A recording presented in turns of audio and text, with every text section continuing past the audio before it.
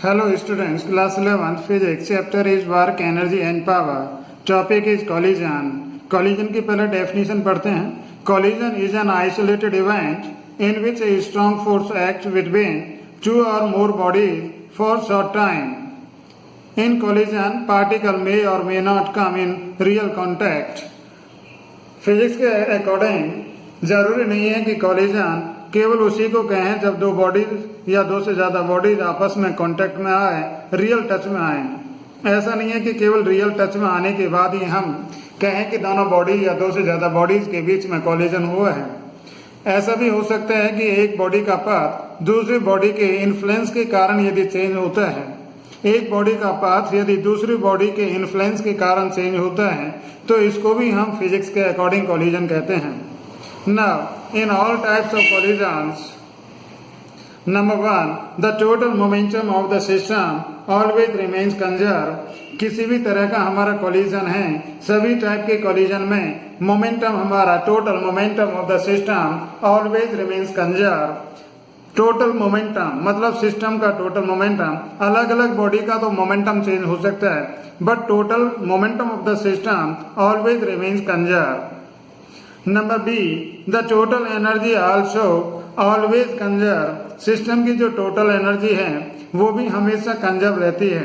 Total energy की बात कर रहे हैं यहाँ पर, काइनेटिक एनर्जी, साउंड एनर्जी और रेडिएशन एनर्जी या इंटरनल एनर्जी, किसी भी तरह की एनर्जी हो सकती है। Total energy of the system before the collision is equal to total energy after the collision होगी। ना टाइप्स ऑफ कॉलिजन, कॉलिजन कितने तरह के होते हैं। कॉलिजन को हम क्लासिफाई करने के लिए अलग अलग बेसिस पर क्लासिफाई कर सकते हैं। Number one, on the basis of conservation of kinetic energy. यदि हम कॉलिजन का क्लासिफिकेशन करें on the basis of kinetic energy, on the basis of kinetic energy, तो दो तरह से या कई तीन तरह से हम डिवाइड कर सकते हैं। तीन तरह से हम डिवाइड कर सकते हैं कॉलिजन्स को। Number one, perfectly elastic collision, number two inelastic collision and number three perfectly inelastic collision. Perfectly inelastic collision. Number one, perfectly elastic collision. इस टाइप के कॉलिजन में kinetic energy final is equal to kinetic energy initial होती है। यहाँ पर इस तरह के जो कॉलिजन होते हैं उनमें टोटल काइनेटिक एनर्जी कंजर्व रहती है। टोटल एनर्जी तो कंजर्व रहती ही है, बट टोटल काइनेटिक एनर्जी भी कंजर्व रहती है। Total kinetic energy before the collision is equal to total kinetic energy after the collision होगी। Number two, perfectly elastic collision के अंदर coefficient of restitution is equal to 1 होता है। Coefficient of restitution क्या होता है आगे डिस्कस करेंगे। परफेक्टली इलास्टिक कॉलिजन के लिए ई की वैल्यू 1 होती है। कोएफिशिएंट ऑफ रेस्टिट्यूशन को स्मॉल ई से डिनोट करते हैं। ये जो परफेक्टली इलास्टिक कॉलिजन होता है ये कहाँ पर होता है? एटॉमिक पार्टिकल्स के बीच में परफेक्टली इलास्टिक कॉलिजन होता है। Number two, inelastic collision. Inelastic collision के अंदर जो total kinetic energy before the collision है that is not equal to total kinetic energy after the collision. मतलब इन इलास्टिक कॉलिजन के अंदर काइनेटिक एनर्जी कंजर्व नहीं रहती है। टोटल एनर्जी तो कंजर्व होगी बट काइनेटिक एनर्जी कंजर्व नहीं होती है। Kinetic energy final is not equal to kinetic energy initial. इस तरह के कॉलिजन में some cases, in some cases the kinetic energy final is greater than kinetic energy initial and in some cases kinetic energy जो final है that is less than kinetic energy initial. And here the value of E, coefficient of restitution की value 0 और 1 के बीच में लाई करती है। ई की वैल्यू हमारी कोएफिशिएंट ऑफ रेस्टिट्यूशन की वैल्यू इनइलास्टिक कॉलिजन के लिए 0 और 1 के बीच में लाई करती है। नंबर एग्जाम्पल देखते हैं इसका। टू बिलियर बॉल्स के बीच में जो कॉलिजन होगा that is inelastic collision. Two billiard ball के बीच में कॉलिजन कैसा होगा? इनइलास्टिक कॉलिजन होगा। Number three, perfectly inelastic collision. Perfectly inelastic collision. In this type of collision, two colliding bodies stick together और move with the same velocity after collision. यदि हमारी दोनों colliding body after collision stick हो जाती हैं और वो एक ही स्पीड से चलती हैं आफ्टर कोलिजन, तो इस तरह के कोलिजन को हम कह रहे हैं परफेक्टली इनइलास्टिक कोलिजन। नाउ इस तरह के कोलिजन में there is a loss of kinetic energy. यहाँ पर ऑलवेज काइनेटिक एनर्जी का लॉस ही होगा। टोटल एनर्जी तो यहाँ पर भी कंजर्व होगी, टोटल इनर मोमेंटम तो यहाँ पर भी कंजर्व होगा, but there is a loss of kinetic energy. और इस तरह के कोलिजन के लिए ई की value coefficient of restitution is equal to हमारा 0 होता है। कोएफिशिएंट ऑफ रेस्टिट्यूशन ई की वैल्यू हमारी परफेक्टली इनइलास्टिक कोलिजन के लिए 0 होती है। इस तरह का जो कोलिजन है उसका example A bullet and A block of would. यदि ये बुलेट हमारी मूव करती है वेलोसिटी u से और इस स्टेशनरी ब्लॉक के साथ स्ट्राइक करती है, तो ये बुलेट इस ब्लॉक के अंदर एम्बेडेड हो जाती है, इसी के साथ स्टिक हो जाती है। तो इस तरह के कोलिजन को हम कह रहे हैं perfectly inelastic collision. Now second type का classification, number 2, on the basis of direction of colliding bodies. Classification पहले हमने किया था on the basis of kinetic energy. अब यहाँ पर है हमारा क्लासिफिकेशन कोलिजन्स की कैटेगरी, कोलिजन कितने कितने टाइप के हो सकते हैं। तो यहाँ पर हम कोलिजन के टाइप्स पढ़ रहे हैं on the basis of direction of colliding bodies. तो यहाँ पर ये हमारा 2 तरह का कोलिजन होता है। नंबर 1 हेड ऑन और 1 डायमेंशनल कोलिजन, हेड ऑन और 1 dimensional collision. And number 2 oblique collision. तो हेड ऑन और 1 डायमेंशनल कोलिजन में suppose 2 bodies A and B having masses m1 and m2 are moving with velocity u1 and u2 and they collide with each other, and after collision they move along the same direction।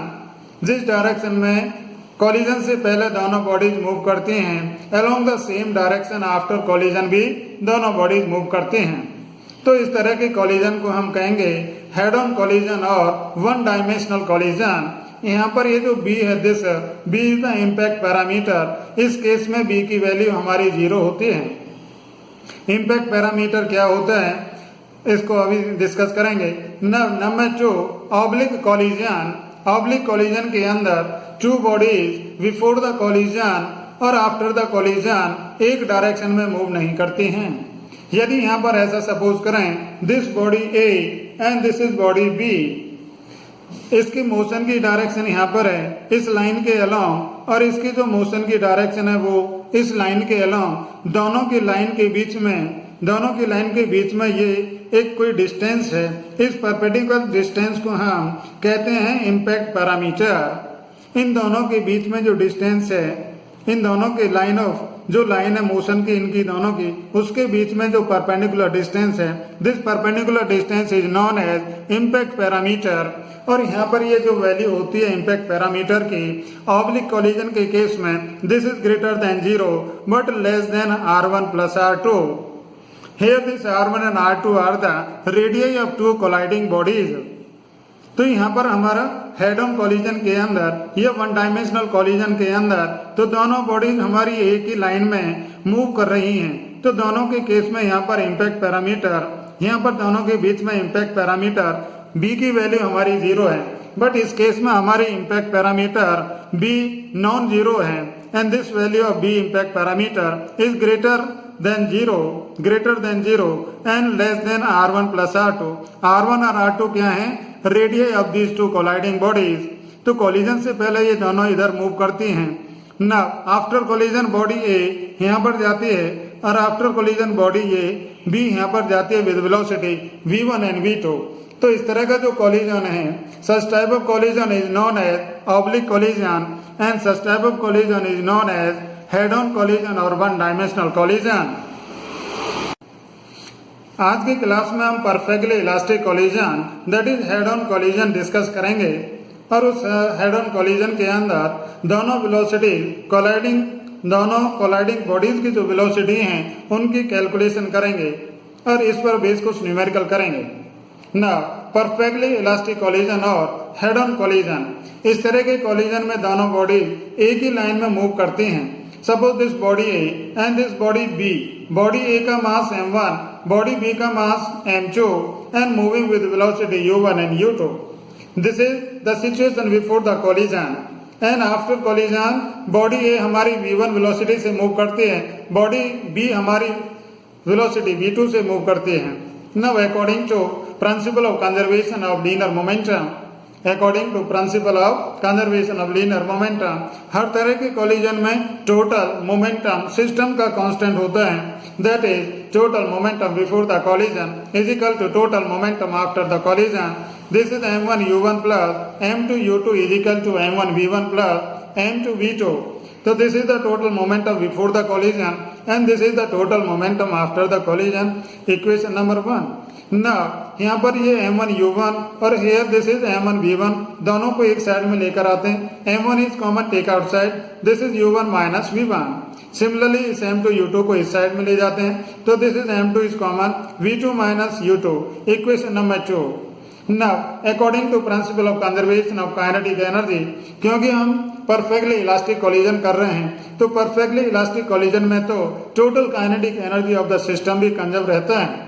Total kinetic energy of the system की बात कर रहे हैं. दोनों bodies की अलग अलग kinetic energy तो चेंज होती है, चेंज हो सकती है, बट टोटल सिस्टम की जो काइनेटिक एनर्जी है वो हमारी कंजर्व रहती है. That is total kinetic energy before the collision is equal to total kinetic energy after the collision. तो this is half m1 u1 square plus half m2 u2 square is equal to half m1 v1 square plus half m2 v2 square.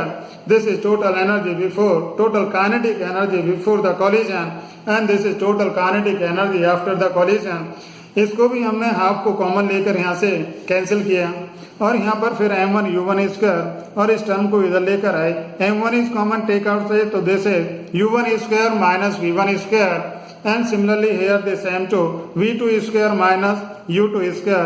This is equation number 4 and this 3. Now on dividing equation 4 by 2, on dividing equation 4 इस equation को equation number 2 से divide करते हैं. Then on dividing we get v1 plus u1 is equal to v2 plus u2. v1 plus u1 is equal to, क्योंकि यहाँ पर हम लिख सकते हैं a square minus b square, तो this is a plus b और a minus b. यहाँ पर ये a माइनस बी, तो a माइनस से a माइनस बी कैंसिल, मतलब u1 माइनस v1 और यहाँ पर u1 माइनस v1 कैंसिल, तो u1 प्लस v1 बचता है और यहाँ पर ये हमारा v2 प्लस u2 बचता है. This is equation number 5. नब इस इक्वेशन से हम लिख सकते हैं u1 minus u2 is equal to this v2 minus v1. u1 minus ये हमारी ये जो वेलोसिटी इसको इधर लेकर आते हैं, तो this is u1 minus u2 is equal to this v2 minus v1 and this is equation number 6. ना इसको हम कहते हैं this u1 minus u2 is the relative velocity of approach is equal to this is known as relative velocity of separation. ना यहाँ पर ये जरूरी है कि ये जो पहली बॉडी की स्पीड है ये u1 ग्रेटर होना चाहिए हमारा u2 से. u1 हमारा ग्रेटर होना चाहिए, u1 ग्रेटर होना चाहिए u2 से. केवल जब ये कोलिजन पॉसिबल है तो ये u1 minus u2, this u1 minus u2 is equal to this v2 minus v1. So this is the relative velocity of approach and this is relative velocity of separation. The ratio of relative velocity of separation and the relative velocity of approach is defined as the coefficient of restitution. हमने starting में coefficient of restitution discuss किया था. तो coefficient of restitution क्या है? Ratio है. किस किस की रेशो है? Relative velocity of separation to relative velocity of approach. And this coefficient of restitution is denoted by E, small e. Therefore, small e is equal to v2 minus v1 upon u1 minus u2. Coefficient of restitution ratio है. किस किस के ratio है? Relative velocity of separation and relative velocity of approach. Now, this is from here, this v2 minus v1 is equal to E into u1 minus u2. Now, for perfectly elastic collision,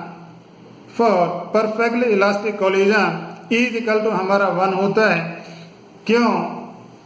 क्योंकि here this relative velocity of approach is equal to this relative velocity of separation, ये दोनों equal होते हैं perfectly elastic collision के अंदर. इसलिए perfectly elastic collision में E की वैल्यू हमारी 1 हो जाती है. Now calculation of velocities after collision.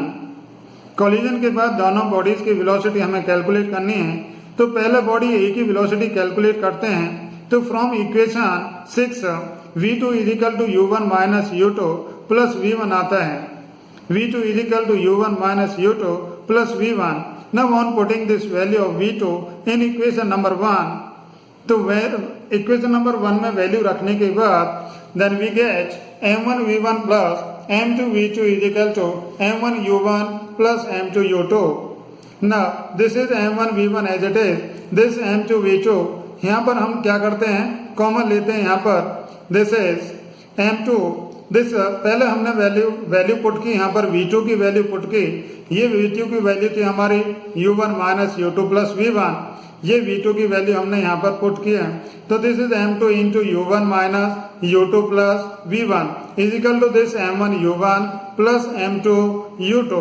Now this is m1 v1 plus m2, इस m2 से अंदर मल्टीप्लाई किया तो this is m2 u1 minus m2 u2 plus m2 v1 and this is equal to m1 u1 plus m2 u2. Now v1 हम common लेते हैं। here v1 and इस term के अंदर v1 है तो v1 को हमने कॉमन लिया तो this is m1 plus m2 and is equal to this m1 u1 here and this is minus m2 u2 हमारा ये m2 u2 आया, m2 u2 this is and plus this 2 m2 u1 2 m2 u2 therefore this v1 is equal to, यहाँ पर v1 की value हम निकाल सकते हैं। this is m1 u1 minus m2 u1, तो यहाँ से हमने u1 कॉमन लिया तो this is m1 minus m2 into u1 upon this m1 plus m2 plus this 2 m2 u2 upon this m1 plus m2। तो इस तरह से हमने ये v1 की वैल्यू कैलकुलेट की। This the velocity of body A after collision. तो this equation number 7, v1 हमारा आता है m1 minus m2 into u1 upon m1 plus m2 plus 2 m2 u2 upon m1 plus m2, equation number 7। Similarly हम body B की velocity after collision calculate कर सकते हैं। तो हमने पहले यहाँ पर v2 की वैल्यू कैलकुलेट की थी। अब यदि v1 की वैल्यू कैलकुलेट करके इक्वेशन नंबर 1 के अंदर रखते हैं then we get the value of v2, velocity of second body after collision. तो this v2 is equal to this m2 minus m1 into u2 upon m1 plus m2 plus this is 2 m1 u1 upon m1 plus m2, equation number 8। यदि आप इसको equation को calculate कर लेते हैं तो इसी इक्वेशन के बेस पर आप ये v2 इज इक्वल टू लिख सकते हैं। यहाँ पर हमने केवल ये जो इक्वेशन आई है नंबर 8, ये केवल इसमें m1 और m2 को इंटरचेंज करने से मिलेगी। u1 और u2 को इंटरचेंज कर दें, जहाँ पर m1 है वहाँ पर m2 रख दें और जहाँ पर m2 है वहाँ पर m1 रख दें और u1 की जगह पर u2 रख दें, u2 की जगह पर u1 रख दें। मतलब इसको कैलकुलेट करने के बाद आप ये लिख सकते हैं direct by interchanging m1 m2 and u1 u2 को इंटरचेंज करने के बाद ना। तो these are the two velocity, body A और बॉडी बी की वेलोसिटी जो कोलाइडिंग बॉडी थी हमारी आफ्टर कोलिजन, दोनों की हमने वेलोसिटी कैलकुलेट की ना। Special cases of head on elastic collision. Special case में नंबर 1, यदि हमारी दोनों बॉडी कोलाइडिंग बॉडी के इक्वल मासेज हैं, that is m1 plus m1 is equal to m2। Now from equation number 7, equation number 7 में हम क्या करें, m1 और m2 को दोनों इक्वल रख देते हैं। m1 और m2 को दोनों को इक्वल रख दें then v1 is equal to हमारा 0 आता है। v1 is equal to this is v1 is equal to 0 plus, क्योंकि m1 और m2 हमारे इक्वल हैं तो ये टर्म यहाँ पर 0 हो गई and this is plus 2 this m2 u2 upon 2 m2। m1 और m2 की जगह पर हमने m2 रख दिया तो this cancel by this and therefore this is on solving v1 is equal to u2 मतलब पहली बॉडी की वेलोसिटी आफ्टर कोलिजन किसके इक्वल, सेकंड बॉडी की velocity before collision. Similarly equation number 8 से हम लिख सकते हैं v2 की value for to bodies of same mass, मतलब इसमें भी हमें m1 और m2 को इक्वल रखना है।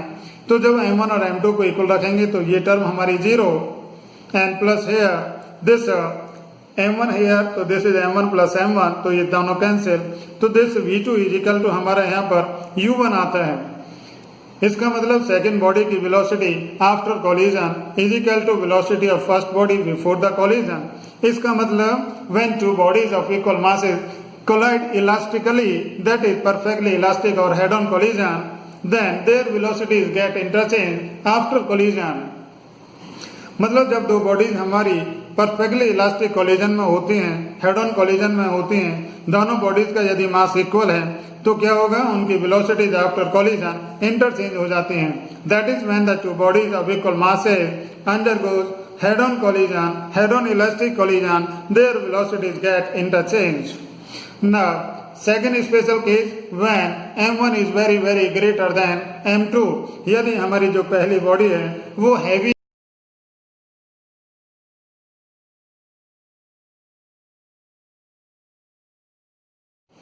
Now from equation number 7, हमारी इक्वेशन नंबर 7 थी v1 is equal to m1 minus m2 upon m1 plus m2, m1 plus m2 into u1 plus 2m2 u2 upon m1 plus m2। इस equation के अंदर हम m2 is equal to 0 रख देते हैं because m1 is very very greater than m2। तो हमने suppose कर लिया m2 is nearly equal to 0, then इसमें हमने m2 की वैल्यू 0 रखी, यहाँ पर m2 0 रखते हैं तो ये तो 0 आ जाता है, यहाँ पर m2 0 रख दिया तो दिस m1 से m1 cancel, v1 is equal to u1 आता है ना। सिमिलरली इक्वेशन नंबर 8 से हम इक्वेशन नंबर 8 हमारी क्या है, v2 is equal to this m2 minus m1 upon m1 plus m2 into u2 plus 2 m1 u1 upon m1 plus m2। इस equation के अंदर भी m2 इज इक्वल टू 0 रखते हैं। 0 रखने के बाद this v2 is equal to minus m2 की जगह पर 0 रखते हैं, दिस 0 हो गया, ये 0 हो गया, m1 से m1 कैंसिल, तो this is minus u2, this minus u2 plus यहाँ पर हमने m2 की जगह पर 0 रख दिया तो ये m1 कैंसिल हो गया, तो दिस इज 2u1, तो this v2 is equal to twice of u1 minus u2। ना यदि हम ऐसा सपोज करें कि हमारी जो बॉडी b है वो यदि एट रेस्ट है, that is u2 is equal to 0 है। यदि हमारी सेकेंड बॉडी b जिसका मास हमारा m2 था वो यदि एट रेस्ट है, that is u2 is equal to 0, then v2 is equal to हमारा ट्वाइस ऑफ u1 आ जाता है। Now special case C when m1 is very very less than m2, पहली बॉडी हमारी स्मॉल है, सेकंड बॉडी का mass very very greater है, second body हमारी हैवी है, पहली बॉडी हमारी लाइटर है। Then from equation 7 v1 is equal to m1 minus m2 into u1 upon m1 plus m2 plus 2 m2 u2 upon m1 plus m2 था, तो इसके अंदर हम m1 इज इक्वल टू 0 रखते हैं। देन जब m1 इज इक्वल टू 0 रखते हैं तो ये हमारा यहाँ पर आता है माइनस u1 और m1 की जगह 0 रख दिया तो दिस m2 से m2 कैंसिल, तो this is twice of u2। v1 is equal to आता है हमारा minus u1 plus 2 u2। Now from equation number 8 से v2 की वैल्यू हमने लिखी थी this m2 minus m1 upon m1 plus m2 into u2 plus twice of m1 u1 upon this m1 plus m2। नब इसमें भी m1 इज इक्वल टू 0 रखते हैं, तो 0 रखने पर m1 की वैल्यू हमने 0 रखी, यहाँ पर ये 0 रखी तो m2 से m2 कैंसिल, तो this v2 is equal to u2 आ जाता है और m1 इज इक्वल टू इसमें 0 रखने से ये हमारा 0 आता है, therefore this v2 is equal to u2 आ जाता है। तो इस तरह से हमने वेलोसिटीज आफ्टर कोलिजन दोनों बॉडीज की वेलोसिटी कैलकुलेट की और स्पेशल केस भी डिस्कस किए। ना न्यूमेरिकल करते हैं इस टॉपिक पर base. Numerical number 1, A body of mass m moving with velocity v makes a head-on elastic collision with a body of mass 2m which is initially at rest. Find the loss of kinetic energy of the colliding body. Colliding body मतलब जिसका मास m है उसकी loss of kinetic energy हमें calculate करना है। तो हमने consider किया this body A of mass m moving with velocity v and second body of mass 2m is at rest, u2 is equal to 0, दोनों कोलाइड इसके साथ कोलाइड करती हैं तो इसकी वेलोसिटी हमने आफ्टर कोलिजन सपोज v1 और सेकंड बॉडी की velocity after collision suppose v2। Now loss of kinetic energy हमें फाइंड करना है बॉडी ऑफ मास m का। Now kinetic energy of the body A before the collision, body A का जो kinetic energy है that is half m1u1 square लिखते हैं, half m1u1 square. Now kinetic energy of body A after collision, ये तो before collision थी kinetic energy, this is after collision, तो this is half m1v1 square, this is the final मतलब after collision velocity, पहली body की after collision velocity. Now change in kinetic energy of the body A, तो this is delta K is equal to half into m1u1 square minus this half m1v1 square is equal to half into m1u1 square minus v1 square, तो this is the change in kinetic energy. Now fractional change निकालते हैं, fractional decrease in kinetic energy of body A, body A की ही पहले kinetic energy थी, केवल collision से पहले body A हमारी मोशन में थी, उसके बाद वो कोलाइड करती है हमारी स्टेशनरी बॉडी से, तो बॉडी A की काइनेटिक एनर्जी में कुछ चेंज आता है, तो यहाँ पर हम fractional decrease in kinetic energy calculate करेंगे। तो फ्रैक्शनल का मतलब दे change upon original, change upon initial kinetic energy of the body A, तो चेंज हमने पीछे कैलकुलेट किया था, this is half m1 into u1 square minus v1 square upon this half m1 u1 square, तो ये cancel हो जाता है इससे, and this is 1 minus v1 square upon u1 square, number 1 equation. Now v1 is equal to हम जानते हैं, ये हमने कैलकुलेट किया पीछे, this is m1 minus m2 upon m1 plus m2 into u1 plus 2m2, this is 2m2 into u2 upon this m1 plus m2, right. ये तो हमारी वेलोसिटी आई फर्स्ट बॉडी की, बॉडी A की आफ्टर द कोलिजन, और u2 हमारा 0 था, तो इसमें u2 इजिकल टू 0 रखने पर this v1 is equal to m1 minus m2 upon m1 plus m2 into u1। Now इसको हम लिख सकते हैं v1 upon u1, this v1 upon this u1 is equal to m1 minus m2 upon m1 plus m2, this equation number 2। ये value आ गई हमारी v1 upon u1 की, इस वैल्यू को हम इक्वेशन नंबर 1 में रखते हैं।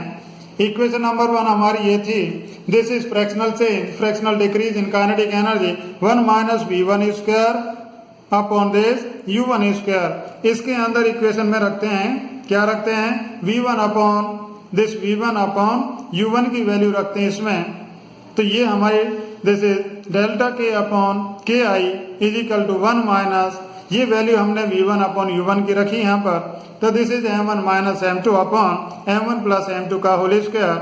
Now on putting m1 is equal to m, हमें क्वेश्चन में गिवन था पहली बॉडी का मास, जो बॉडी हमारी मोशन में थी उसका मास m था, और जो बॉडी हमारी स्टेशनरी थी उसका मास 2m, तो ये दोनों वैल्यूज इसमें पुट करते हैं, then this delta k upon ki is equal to 1 minus, this is m1 is equal to m, m2 is equal to 2m upon this m plus 2m whole square, तो ये हमारा आ जाता है यहाँ पर दिस इज 1/3 का whole square, 1/3 minus लिखना चाहें माइनस लिख सकते हैं, क्यों, क्योंकि ये स्क्वायर करने पर कोई इफेक्ट नहीं पड़ता, therefore this is 1 minus 1 upon 9, 1 minus 1 upon 9, this is इसका स्क्वायर किया तो 1 upon 9, and this is on solving this 8 upon 9, तो this is change in kinetic energy delta k is equal to 8/9 of initial kinetic energy of the body, तो इतना change आता है body A की kinetic energy में 8/9 of the initial kinetic energy, तो इस तरह से हम कर सकते हैं ये change in kinetic energy of moving body, जो कि हमारी एक स्टेशनरी बॉडी के साथ कोलाइड होती है, इलास्टिक कोलिजन होता है। Now numerical number 2, A ball moving horizontally with a speed v strike the bob of a simple pendulum at rest, the mass of the bob is equal to that of the ball. If the collision is elastic, the bob will rise to a height. Question में हमें given है कि ये यहाँ पर एक Bob है हमारा सिंपल पेंडुलम का बॉब, जो कि इस थ्रेड से सस्पेंडेड है विद दिस रिजिड सपोर्ट, ये तो यहाँ पर फ्रीली सस्पेंडेड है ये बॉब हमारा, इस बॉब का भी मास m है और इस बॉल का मास हमारा m है। ये जो बॉल है ये मूव करती है v वेलोसिटी से मूव करती है और इसके साथ स्ट्राइक करती है, राइट। इलास्टिक कोलिजन कहता है क्वेश्चन में, तो क्या होगा इसके कोलिजन के बाद ये जो बॉडी है ये कितना ऊपर तक, कितना हाइट राइज होती है, ये हाइट हमें कैलकुलेट करनी है, राइट ना। यहाँ पर क्या है, इलास्टिक कोलिजन हमें क्वेश्चन में कहता है, और इलास्टिक कोलिजन में जब दोनों बॉडीज के मासेज इक्वल होते हैं तो उनकी वेलोसिटी इंटरचेंज हो जाती है। हमने पीछे टॉपिक में डिस्कस किया था, जब हमारी दोनों बॉडीज के मासेज इक्वल होते हैं तो उनकी वेलोसिटीज इंटरचेंज हो जाती है। तो ये जो बॉब है हमारा, ये पहले स्टेशनरी था और ये बॉल हमारी यहाँ पर मोशन में थी v वेलोसिटी के साथ। आफ्टर कोलिजन ये जो बॉल है हमारी वो स्टेशनरी हो जाती है और ये जो बॉब है हमारा ये v वेलोसिटी से आगे मूव करता है, मतलब ये वेलोसिटी इंटरचेंज हो गई। तो ये जो बॉब है हमारा ये v वेलोसिटी से, मतलब इसमें काइनेटिक एनर्जी आ गई और सपोज h हाइट तक ये राइज होता है, तो h हाइट पर जाकर इसकी पोटेंशियल एनर्जी होगी। तो दोनों को हम इक्वल कर सकते हैं, कंजर्वेशन ऑफ एनर्जी का यूज करेंगे। तो here kinetic energy half M V square is equal to mgh। जब ये बॉब यहाँ से चलना स्टार्ट करता है उस टाइम इसकी केवल काइनेटिक एनर्जी होगी, क्योंकि ये यहाँ पर हाइट इसकी 0 ले रहे हैं, ग्राउंड के रेस्पेक्ट में ये 0 हाइट, बट ग्राउंड के रेस्पेक्ट में यहाँ पर इसकी हाइट h है। तो यहाँ पर पोटेंशियल एनर्जी, यहाँ पर जाकर ये बॉब हमारा रुक जाता है, इसलिए काइनेटिक एनर्जी यहाँ पर 0 हो जाती है। तो हमने यहाँ पर ये kinetic energy is equal to ये पोटेंशियल एनर्जी किया। तो here from here this h is equal to v square upon 2g। तो इतना हाइट ये राइज करता है। तो इस तरह से हम इसकी हाइट कैलकुलेट कर सकते हैं। Now numerical number 3, a block of mass m, capital M, moving on frictionless horizontal surface collides with a spring of spring constant K and compresses it by length L, capital L. Find the maximum momentum of the block after the collision. Question में कहता है कि ये हमारी एक spring है, ये अभी नेचुरल लेंथ इसका कोएफिशिएंट हमारा स्प्रिंग कांस्टेंट K है, स्प्रिंग कांस्टेंट इसका K हमें गिवन है, और ये यहाँ पर एक मास ब्लॉक कैपिटल M मास और v वेलोसिटी सपोज मूव करता है, ये इसके साथ कोलाइड करता है। Let the block is moving with velocity v and it strike the spring. तो क्या होगा, जब ये इसके साथ स्ट्राइक करता है तो इस स्प्रिंग को ये कंप्रेस करता है और यहाँ पर आकर ये तो ब्लॉक रुक जाता है, ये ब्लॉक यहाँ पर रुक जाता है और टोटल की टोटल काइनेटिक एनर्जी ब्लॉक की हमारी 0 हो जाती है और ये काइनेटिक एनर्जी इस स्प्रिंग में ट्रांसफर हो जाती है। स्प्रिंग की एनर्जी आप जानते हैं हाफ के एक्स स्क्वायर होती है। हमने सपोज किया यहाँ से यहाँ तक ये जो कंप्रेशन इसमें आता है X is equal to L. Question में कहता है कि ये हमारा एल से कंप्रेस होता है, तो हम क्या करेंगे, एनर्जी कंजर्वेशन का यूज कर रहे हैं। Initial kinetic energy of the block is equal to this after kinetic energy, कितना, आफ्टर कोलिजन, स्ट्राइक होने के बाद, कंप्रेस होने के बाद स्प्रिंग की जो काइनेटिक जो पोटेंशियल एनर्जी है, इलास्टिक पोटेंशियल एनर्जी हाफ के एल स्क्वायर हो गई। तो यहाँ पर हम सॉल्व करके v की वैल्यू लिख सकते हैं, this is square root of k upon m into L. तो ये वेलोसिटी थी कोलिजन करने से पहले, स्ट्राइक करने से पहले ब्लॉक की वेलोसिटी इतनी थी। तो हमें मोमेंटम हमें ब्लॉक का चाहिए, तो मोमेंटम आप जानते हैं मास इंटू वेलोसिटी होता है, मास इंटू वेलोसिटी। ना mass is m and velocity this root k upon m into L. तो ये सॉल्व करने पर हमें मिलता है this is square root of k m into L. तो this is the maximum momentum of the block. इस तरह से आप कर सकते हैं। ना question number 4, a body of mass m small m moving along a straight line collides with a body of mass nm which is also moving with velocity kb in the same direction. If the first body comes to rest after the collision, find the velocity of the second body after the collision. Question में कहता है एक body हमारी उसका मास m है और वो v velocity से मूव करती है, एक दूसरी बॉडी b उसका मास nm और ये दूसरी बॉडी b वेलोसिटी kb से सेम लाइन में मूव करती है। दोनों ये कोलाइड करते हैं, कोलाइड करने के बाद जो पहली बॉडी थी वो एट्रेस्ट हो जाती है, पहली बॉडी हमारी एट्रेस्ट हो जाती है। The first body comes to rest, this v1 is equal to हमारा 0 आया, then find the velocity of the second body, मतलब v2 हमें कैलकुलेट करना है। यहाँ पर सेकेंड बॉडी की वेलोसिटी आफ्टर कोलिजन कैलकुलेट करना है। तो यहाँ पर हम कंजर्वेशन ऑफ मोमेंटम यूज करेंगे, principle of conservation of momentum. हर तरह की कोलिजन में मोमेंटम हमारा total momentum of the system remains constant, तो total momentum before the collision is equal to total momentum after the collision. Before the collision हमारा mass into velocity हो गया, पहली बॉडी के लिए m इंटू वी, दूसरी body के लिए this mass is nm, velocity is kv, and this second body, ये तो पहली बॉडी है, ये तो एड्रेस हो गई, तो दिस मोमेंटम इज 0, और सेकेंड बॉडी का हमने वेलोसिटी सपोज किया v2 and mass is nm, mass is this is nm, तो इंटू v2। नाउ m को कॉमन लेकर आप कट कर सकते हैं, कैंसिल कर सकते हैं, तो this here v and this is plus n into k into v plus this n into v2।